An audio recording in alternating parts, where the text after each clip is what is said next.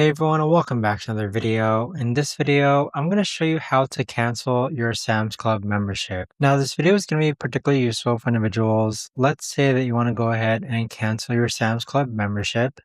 How do you actually go ahead about doing so? Now, this video is going to be short, sweet, and simple, guys. There's not going to be a lot of steps involved.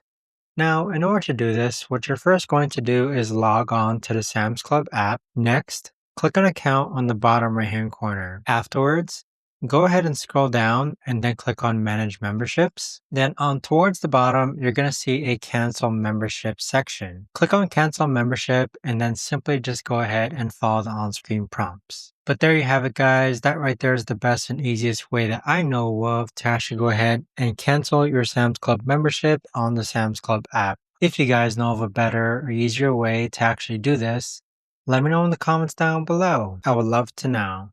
Thanks so much for watching, everyone, and I'll see you guys all in the next video.